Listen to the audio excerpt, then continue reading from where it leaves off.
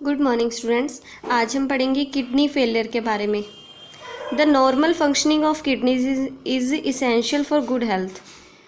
Kidneys की normal functioning होना, उनका सामान्य रूप से काम करना हमारी अच्छी हेल्थ के लिए आवश्यक है।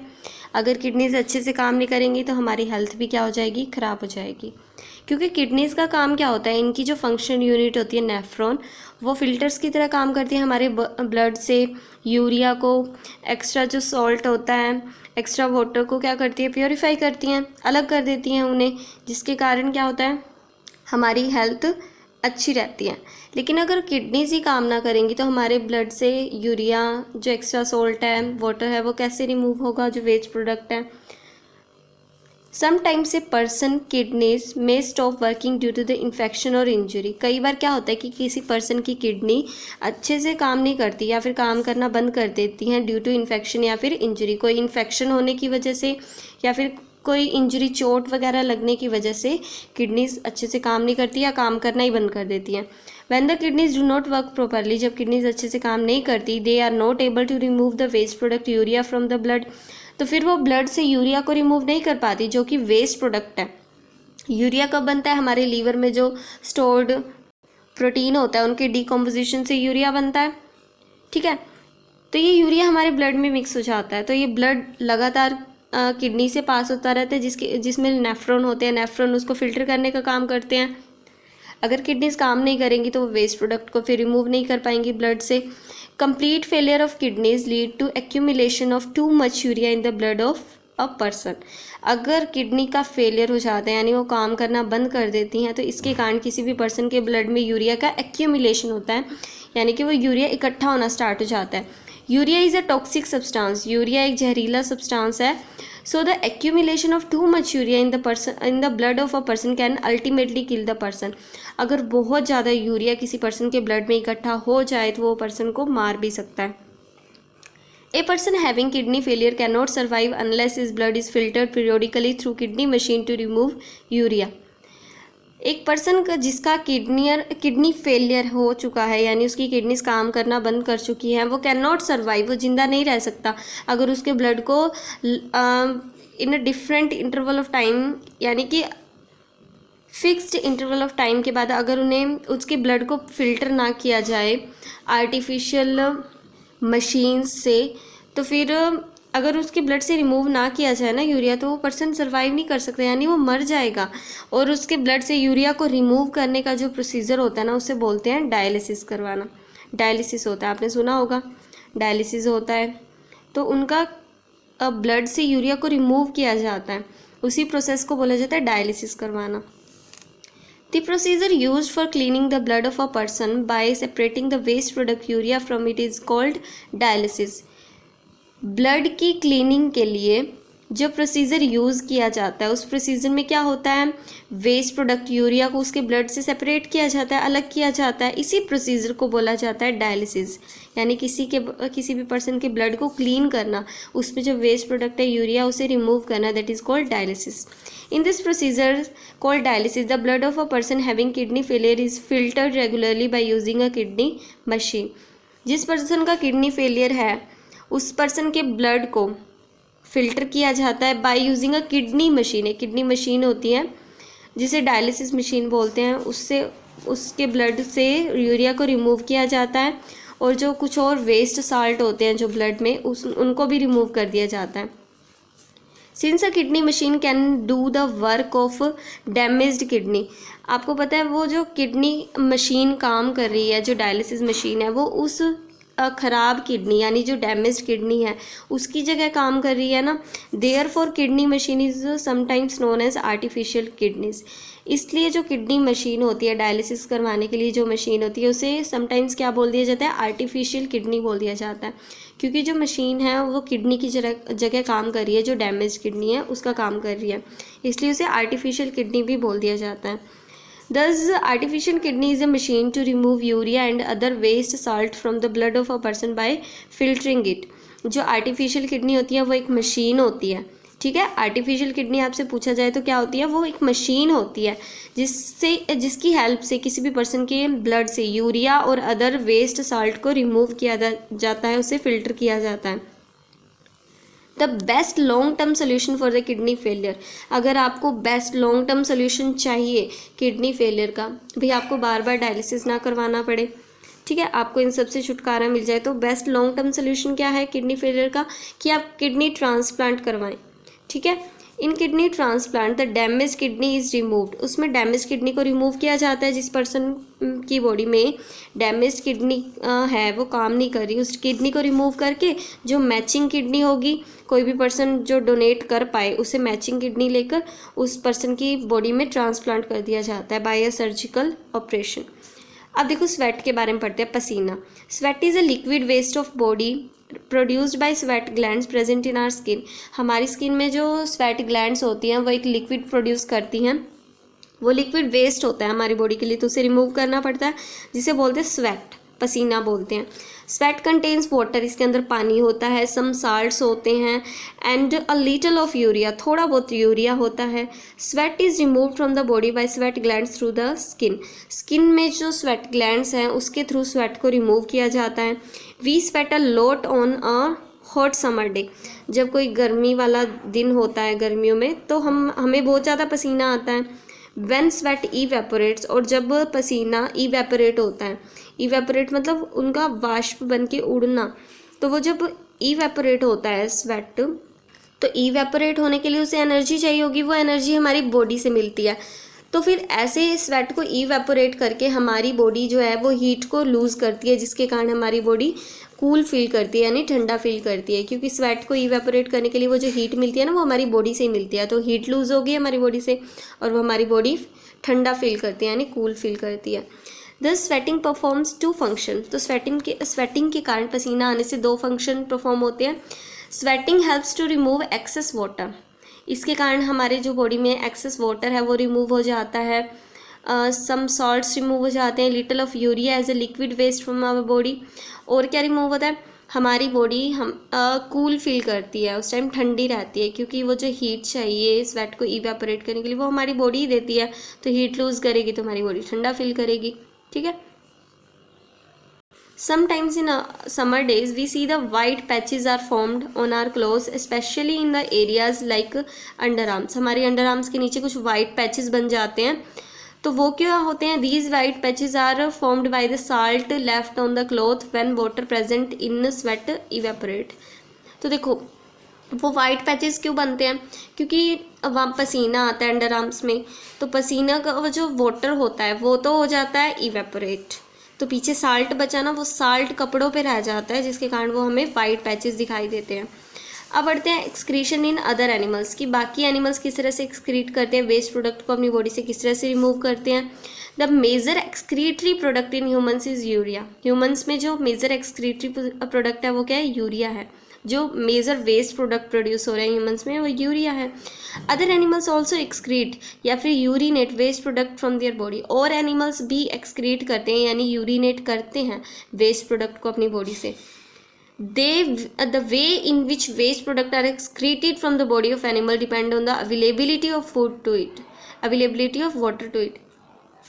कि बाकी एनिमल्स किस तरह से वेस्ट प्रोडक्ट को एक्सक्रीट करते हैं यानी रिमूव करते हैं अपनी बॉडी से, ये डिपेंड करता है on the availability of water to it, कि उनके पास वाटर कितना अवेलेबल है।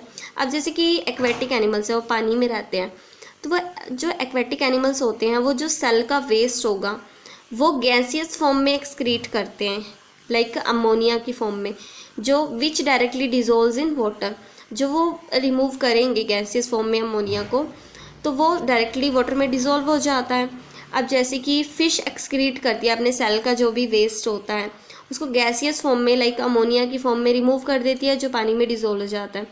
द लैंड एनिमल्स, जो एनिमल्स एक्वेटिक नहीं होते, लैंड पर रहते हैं, they usually have less water available to him, तो उनके पास तो पानी कम अवेलेबल होता है। तो land animals such as birds, lizards, snake and insects excrete a white colored waste called uric acids in a semi solid form। ये जो animals है लैंड पर रहने वाले, ये एक वाइट कलर का वेस्ट एक्सक्रीट करते हैं, जैसे वो उसमें वो होता है यूरिक एसिड, या फिर उसे सेमी सॉलिड फॉर्म में होता है वो यूरिक एसिड, वो रिमूव करते हैं। अब हम पढ़ते हैं कि प्लांट्स में किस तरह से ट्रांसपोर्ट होता है वाटर का, फूड का किस तरह से ट्रांसपोर्ट होता है। मतलब जैसे कि पानी कोई भी प्लांट को मिलता है सॉइल के थ्रू मिलेगा, तो वो सॉइल से रूट्स तक पहुंचा, रूट्स से हर ब्रांच तक, लीव्स तक वो पानी पहुंच जाता है। किस तरह से ट्रांसपोर्टेशन हो रहा है, और लीव्स में जो फूड बनता है वो ब्रांचेस तक, रूट्स तक, स्टेम तक, हर जगह पहुंच जाता है फूड। तो फिर वो कैसे पहुंचता है, यानी ट्रांसपोर्ट किस तरह से होता है प्लांट्स में, वो पढ़ेंगे। अब उसको पढ़ने से पहले आपको टिश्यूज़ के बारे में पता होना चाहिए। टिश्यूज़ क्या होते हैं, देखो टिश्यूज़ होते हैं ग्रुप ऑफ सिमिलर सेल्स कि इसको बोला जाता है उत्तक हिंदी में। उत्तक होते हैं ना, वो छोटी छोटी कोशिकाओं से बने होते हैं। हमारी जो बॉडी है ना, छोटी छोटी टाइनी कंपार्टमेंट से बनी हुई है, जिन्हें कि सेल बोला जाता है। अब सिमिलर ग्रुप ऑफ सेल मिलके टिश्यू बनाते हैं। छोटे छोटे सेल से हमारी बॉडी बनी हुई है। जिस तरह से कोई भी मकान ईंटों से मिलकर बना होता है, हमारी बॉडी छोटे छोटे सेल यानी कोशिकाओं से मिलकर बनी हुई है। तो जो एक ग्रुप ऑफ सिमिलर सेल है जो किसी पर्टिकुलर फंक्शन को परफॉर्म करते हैं, उसे बोला जाता है tissue. A tissue is a group of similar cell which work together to perform a particular function. ठीक है, जो साथ मिलकर, जो ग्रुप ऑफ सेल, एक तरह के सेल जो साथ मिलकर किसी पर्टिकुलर फंक्शन को परफॉर्म करेंगे, वो टिश्यू बोलते हैं। The arrangement of cell in a tissue depends on the function to be performed by the tissue. कि टिश्यू ने किस तरह से फंक्शन परफॉर्म करना है, वो उनकी अरेंजमेंट पर डिपेंड करता है।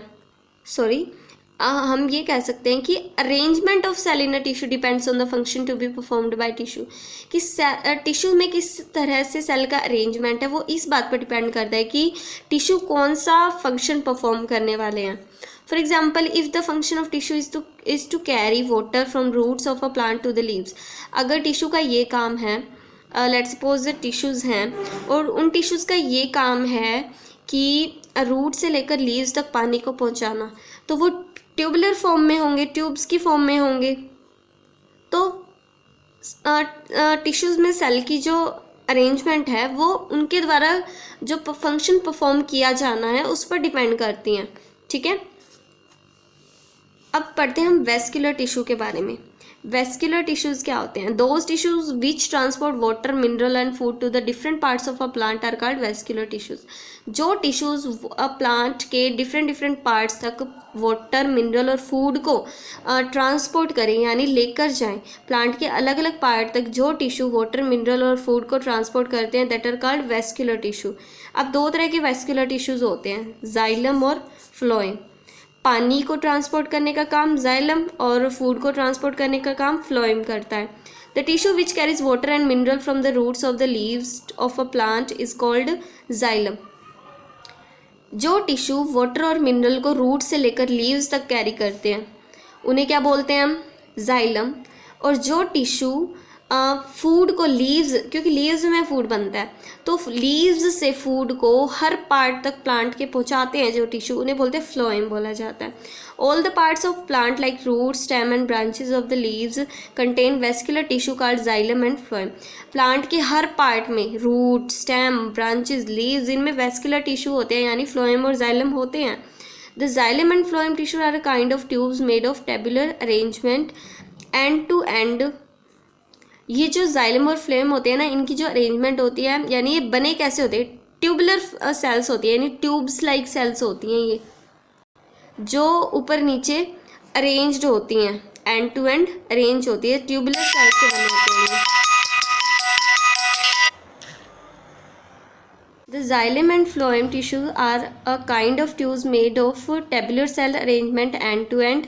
The xylem tissue is made of dead xylem cell, whereas phloem tissue is made of living phloem cells arranged one over the other.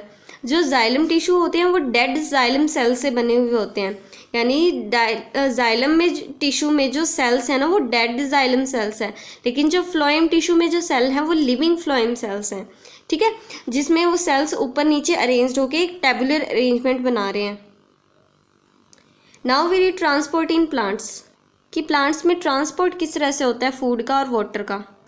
We have already learned that plants take up water from the soil through their roots and transport it to the leaves for the preparation of food. आपको पता है जो plants होते हैं वो water को soil से roots के through gain करते हैं और इसको leaves तक पहुंचाते हैं ताकि वहाँ पर food बनाया जा सके. The leaves of plants prepare food by using water brought in from soil and carbon dioxide taken from the air during photosynthesis. आपको पता है जो leaves होते हैं plants में वो food बनाते हैं, उस process को बोलते हैं photosynthesis. उसमें क्या होता है, जो soil से gain किया गया पानी होता है वो leaves तक पहुंचता है जाइलम टिश्यूज़ की हेल्प से.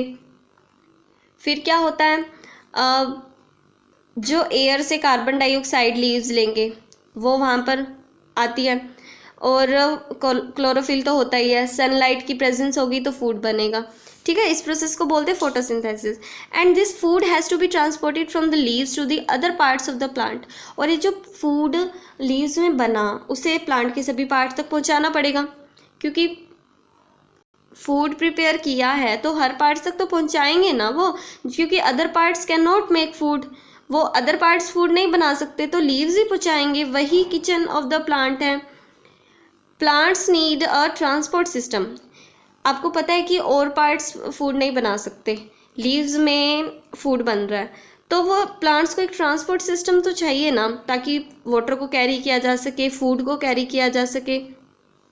In order to carry water and dissolved minerals as well as prepared food, a plant has a transport system.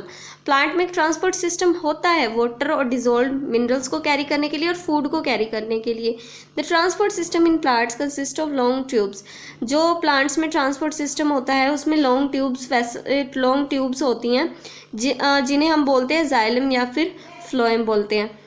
In other word xylem and phloem transport substances in plants. हम कह सकते हैं कि जो plants में substances का transport होता है वो जाइलम और फ्लोएम से होता है. जाइलम से वाटर का, फ्लोएम से फूड का.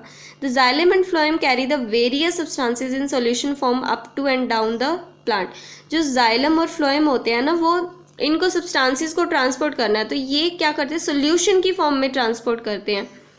And constitute the transport system of plant. और इससे क्या बनता है, प्लांट का ट्रांसपोर्ट सिस्टम बनता है. The xylem and phloem vessels are present in all the parts of the plant such as root, stem, branches and leaves. जो transport system होता है यानी जाइलम और फ्लोएम के वेसल्स जो होते हैं ये प्लांट के हर पार्ट में मौजूद होते हैं. रूट, स्टेम, ब्रांचेस, लीव्स हर पार्ट्स में होते हैं. The xylem and phloem vessels form a vascular tissue in a plants. Xylem और फ्लोएम से क्या बनता है, प्लांट्स में वेस्कुलर टिश्यू बनते हैं. वही पढ़ा था हमने, वेस्कुलर टिश्यू क्या होते हैं, जो वाटर, मिनरल और फूड को कैरी करेंगे प्लांट के डिफरेंट पार्ट्स तक. तो वही तो जाइलम और फ्लोएम से ही तो फिर वेस्कुलर टिश्यू बनेंगे. The part played by xylem and phloem tissues in the transport of substances in the plants is described on the next page.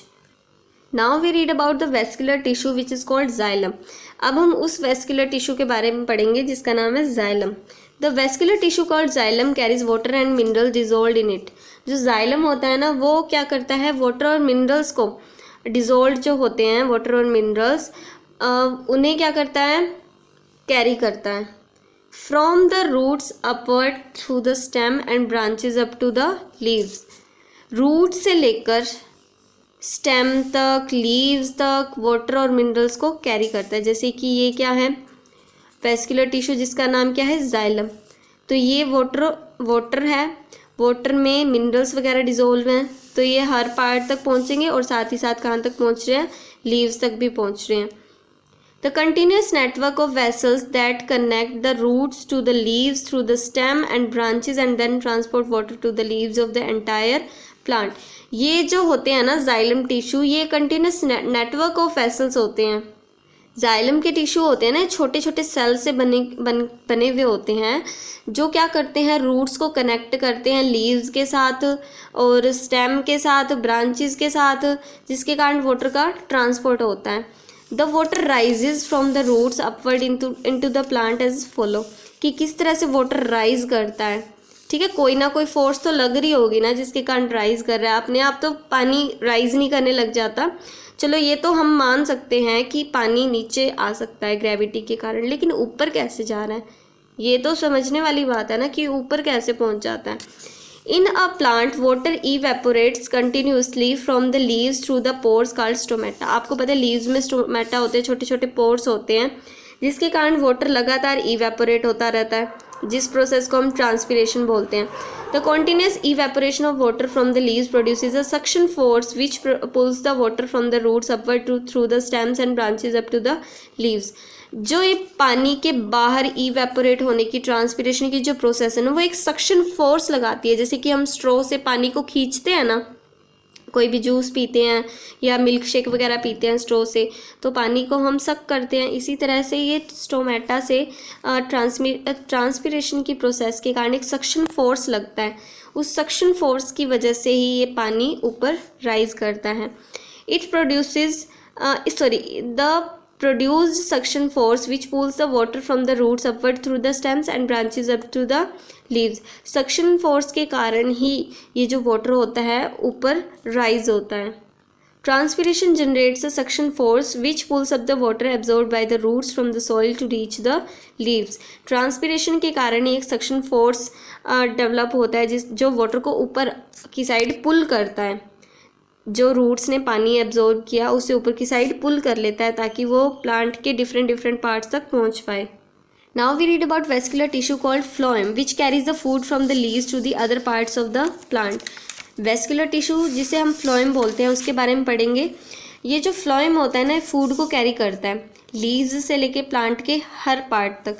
The phloem tissue form a network of vessel, ये भी छोटे छोटे vessel से बना होता है, that connect the leaves to all the parts of the plant including root and thus transport food to the entire plant। ये जो फ्लोएम होता है छोटे छोटे वेसल से या फिर कह सकते हैं हम चैनल से मिलके बना होता है, जो लीव्स को प्लांट के हर पार्ट तक कनेक्ट कर देता है ताकि जो लीव्स में फूड बना है वो प्लांट के हर पार्ट तक पहुंच सके, इवन टू द रूट्स तक भी। The point to be noted is that the food which made in the leaves through photosynthesis consists of glucose and then transported within the plants in the form of solution। जो photosynthesis में खाना बनता है ना leaves में, वो होता है in the form of glucose की फॉर्म में होता है, और जो प्लांट में जो फूड का ट्रांसपिरेशन होता है वो सोल्यूशन की फॉर्म में होता है। तो सोल्यूशन में क्या होगा? ग्लूकोज सोल्यूशन होगा। The force needed to push the dissolved food into the phloem vessel is generated by the living phloem cell present in the phloem tissue of the plant। The force needed to push the food, जो food को push करना है, dissolve food जो है उसको push करना है phloem vessels में, तो वो जो फोर्स चाहिए उसको पुश करने के लिए वो कहाँ से आता है?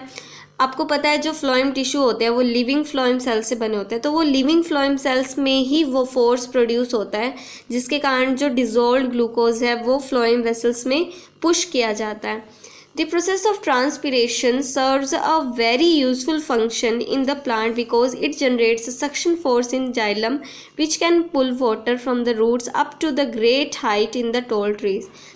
जो ट्रांसपिरेशन की प्रोसेस होती है वो बहुत ज़्यादा यूज़फुल फंक्शन करती है प्लांट्स में, क्योंकि इसके कारण ही जो सक्शन फोर्स जाइलम टिश्यूज़ में प्रोड्यूस होता है, जिसके कारण जो पानी रूट्स ने एब्जॉर्ब किया सॉइल से वो इतनी हाइट तक भी पहुंच जाता है। कितने लंबे लंबे ट्रीज़ देखे हैं हमने, फिर भी वो पानी रूट से लिया गया पानी इतनी हाइट तक पहुंच जाता है। ये ट्रांसपिरेशन के कारण ही पॉसिबल होता है, क्योंकि ट्रांसपिरेशन ही सक्शन फोर्स प्रोड्यूस करती है जिसके कारण पानी अपवर्ड राइज करता है। Another function of transpiration is that it cools the plant in hot weather. बहुत ज़्यादा गर्मी में ट्रांसपिरेशन के कारण क्या होता है? प्लांट कूल रहता है, क्योंकि ट्रांसपिरेशन में क्या होता है? वाटर का इवेपोरेशन होगा, स्टोमेटा से जो पानी निकलेगा वो इवेपोरेट होगा, उसी तो ट्रांसपिरेशन बोलते हैं। तो वो जो इवेपोरेशन होगा उसके कारण क्या होगा? वो प्लांट कूल हो जाएगा। The point to be noted is that the rate of transpiration increase in moving air। अगर हवा काफ़ी स्पीड से चल रही हो, बह रही हो, तो फिर ट्रांसपिरेशन का रेट भी इंक्रीज़ कर जाता है, यानी काफ़ी तेज़ से ट्रांसपिरेशन होने लगता है। स्टोमेटा से वाटर का इवेपोरेशन काफ़ी जल्दी होने लगता है।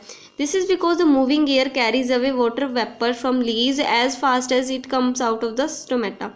क्योंकि है ना, मूविंग एयर जो होती है वो स्टोमेटा से जो वाटर वेपर्स आएंगे उनको जल्दी जल्दी क्या कर लेती है? इवेपोरेट कर लेती है, जिसके कारण रेट ऑफ ट्रांसपिरेशन भी क्या हो जाता है? इंक्रीज हो जाता है। अगर रेट ऑफ ट्रांसपिरेशन इंक्रीज हुआ यानी वाटर ज़्यादा इवेपोरेट होने लग गया तो रूट्स से पानी भी ज़्यादा एब्जॉर्ब होने लग जाएगा। ऑब्वियसली अगर आपकी बॉडी में पानी की ज़्यादा खपत है तो पानी भी तो ज़्यादा ही पियोगे ना, आपको प्यास ज़्यादा लगेगी। उसी तरह से अगर ट्रांसपिरेशन ज़्यादा होगा प्लांट्स से तो फिर रूट्स भी पानी ज़्यादा एब्जॉर्ब करेंगे, जिसके कारण रेट ऑफ एब्जॉर्प्शन भी क्या हो जाएगा, इंक्रीज हो जाएगा। The water absorption through roots can be increase by keeping a potting plant under the fan. अगर आप किसी मिट्टी में लगे प्लांट को फैन के नीचे रख देते हो तो वाटर एब्जॉर्प्शन रूट्स के द्वारा इंक्रीज कर जाता है, क्योंकि हवा बहती हुई वाटर को ज़्यादा इवेपोरेट करती है, जिसके कारण पानी भी ज़्यादा एब्जॉर्ब होता है रूट से। अब जो स्टोमेटा होते हैं वो टाइनी पोर्स होते हैं on the surface of leaves of a plant की सरफेस, लीव्स की सरफेस पर, प्लांट में जो पत्ते होते हैं ना उसकी सरफेस पर टाइनी पोर्स होते हैं, उन्हें स्टोमेटा बोला जाता है। The opening and closing of the stomata controls the passage of gases and water vapor into and out of the leaves। Leaves में जो वाटर वेपर और गैसेस का पासेज होना है अंदर बाहर, वो टाइनी पोर्स जो हैं ये स्टोमेटा, उनकी ओपनिंग और क्लोजिंग कंट्रोल करती है। For example carbon dioxide gas enters in and oxygen gas goes out through stomata during photosynthesis. Photosynthesis के दौरान जो ऑक्सीजन गैस प्रोड्यूस होती है, वो जो ऑक्सीजन गैस है ना उसे बाहर निकालने का काम स्टोमेटा के थ्रू ही होता है। और फोटोसिंथेसिस में चाहिए क्या, कार्बन डाइऑक्साइड, तो उसे अंदर लेने का काम भी स्टोमेटा के थ्रू होता है। Water vapour passes out through stomata during transpiration. आपको पता है ट्रांसपिरेशन के दौरान वाटर वेपर्स क्या होते हैं, स्टोमेटा के द्वारा ही पास आउट होते हैं, तो इसका ये काम है स्टोमेटा का।